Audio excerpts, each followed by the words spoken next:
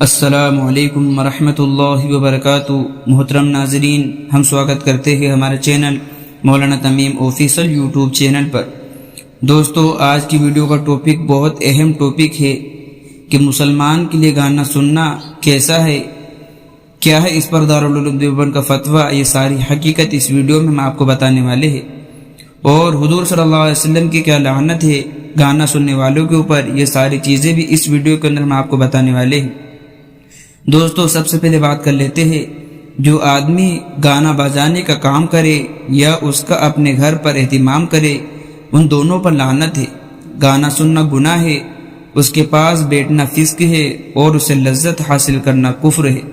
اب ایک حدیث بیان کرتے ہیں آپ کے سامنے۔ حضرت قتادہ رضی اللہ عنہ فرماتے ہیں، نبی اکرم صلی اللہ علیہ وسلم نے فرمایا، جب شیطان ملعون ہو کر آسمان سے اترا تو کہنے لگا، اے اللہ، تو نے مجھے ملعون بنا دیا، تو بتا دنیا میں میرا علم کون سا ہوگا؟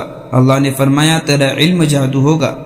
پھر کہنے لگا، میرے پسندیدہ آواز کون سی ہوگی؟ اللہ نے فرمایا، گانا بجانا۔ تو دوستو، یہ گانا بجانا جو ہے کہ شیطان کا کام ہے۔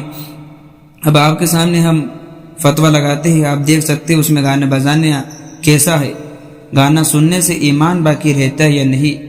سوال، ایک آدمی ڈانس دیکھتا ہے اور گانا سنتا ہے، ساتھ ساتھ اس کو حرام بھی سمجھتا ہے، جب سنتا ہے تو اس کا دل حرام پہ نہیں رہتا، کیا اس صورت میں اس کا نکاح و ایمان باقی ہے؟ دوستو، اب جواب سنیے۔ الجواب، مذکورہ صورت میں ایمان و نکاح باقی ہے، البتہ یہ عمل فوراً ترک کر کے توبہ کرنی چاہیے۔ حرام کو بار بار کرنے سے ایمان میں خطرہ ضرور پیدا ہو جاتا ہے۔ تو دوستو، یہ تھا فتویٰ۔